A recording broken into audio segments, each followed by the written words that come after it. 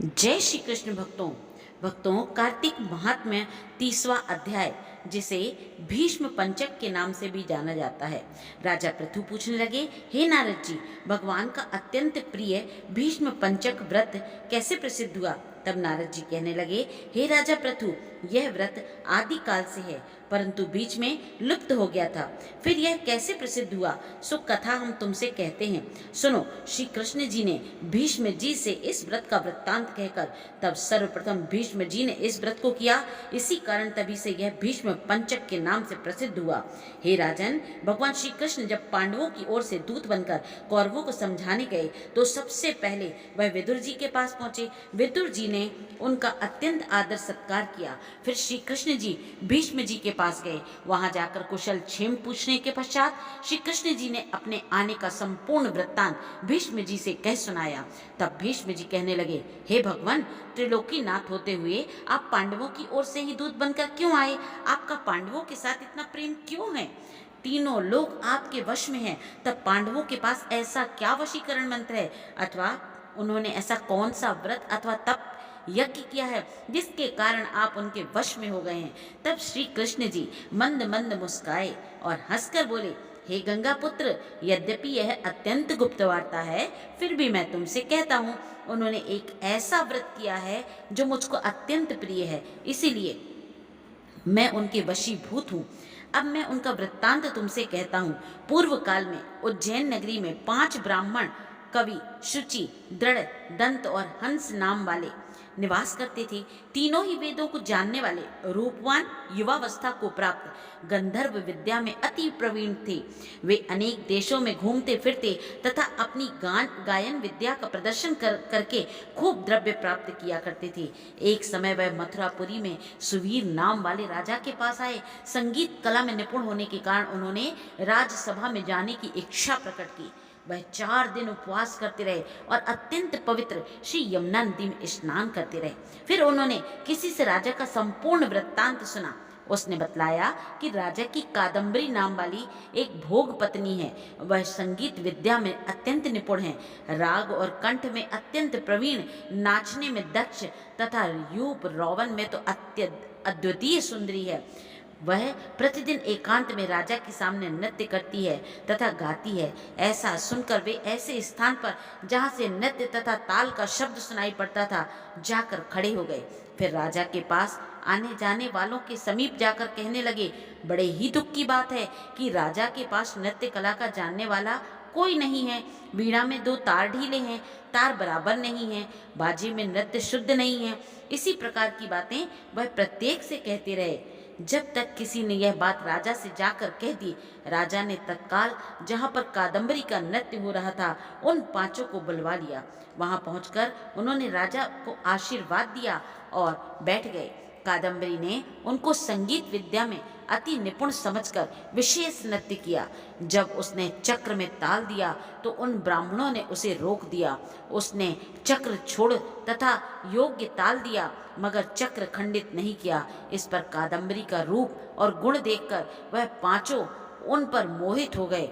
कादम्बरी की 5 को देखकर उन पर मोहित हो गई। उसने रात्रि को चोरे छिपे ब्राह्मणों के पास जाकर अपनी एक सखी के हाथ यह संदेश भेजा कि तुम 5 में से एक प्रतिदिन नगरी से दूर उत्तरी कोण में यमुना नदी के समीप जन शून्य लताओं से ढका हुआ अनंत नामक तीर्थ है, वहां पर मेरे पास आकर अपनी अपनी विद्या तथा गुण का प्रदर्शन करो। मैं भी वीणा तथा राग की अपनी कुशलता दिखलाऊंगी। भगवान कहते हैं, हे भीष्म जी, एक ब्रह्मचारी जो मेरा भक्त था, दुष्ट संगति के भय से गांव से अति दूर वहां रहता था। उन दिनों वह भीष्म पंचक व्रत करता हुआ देवालय में मेरा पूजन करता था। कार्तिक शुक्ला एकादशी के दिन उस संगीतज्ञ ब्राह्मणों में से कवि नाम वाला ब्राह्मण वहां पर आया। कादम्बरी भी मुनि के उस स्थान पर पहुंच गई। वहां मुनि ने जिस प्रकार पूजा की, उस कवि नामक ब्राह्मण ने भी उसी प्रकार भगवान का पूजन किया। इसके पश्चात वीणा लेकर गान करने लगे। उस मुनि ने क्योंकि अपना मन जीता हुआ था, इस कारण उसने गान सुनकर भी क्रोध नहीं किया। सारी रात कादम्बरी और कवि गायन व नृत्य करते रहे। मुनि को गोबर का आचमन करते देख कवि ने भी वैसा ही किया। प्रातःकाल होते ही कादम्बरी राजमहल में पहुंच गई। मुनि की संगति से उसके समस्त पाप दूर हो गए। इस कारण द्वादशी के दिन कवि अपना समस्त द्रव्य दान करके विरक्त हो गया। दूसरे दिन शुचि आया। उसने भी कादम्बरी के साथ रात्रि भर नृत्य गायन किया और मुनि की भांति हमारा पूजन करके गोमूत्र का आचमन किया। फिर प्रातःकाल होते ही वह भी अपना धनादि दान करके विरक्त हो गया।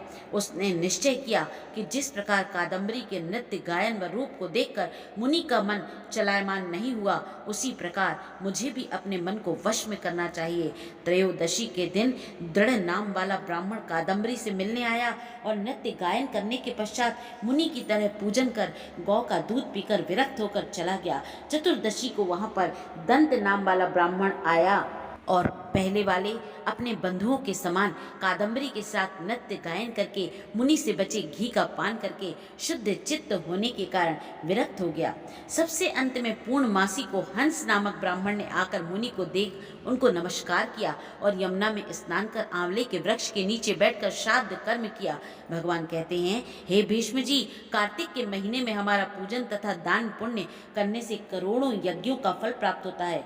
अतएव हंस नामक वह ब्राह्मण सत्संग, पूजन तथा मुनि के बचे हुए दही का पान करके विरक्त हो गया और अपना सब कुछ धन दान करके तीर्थ यात्रा को चला गया। उधर राजा ने मंदिर में कादम्बरी के जाने का समाचार सुनकर उसे महल में बंद कर दिया, जिससे वह मंदिर ना जा सकी।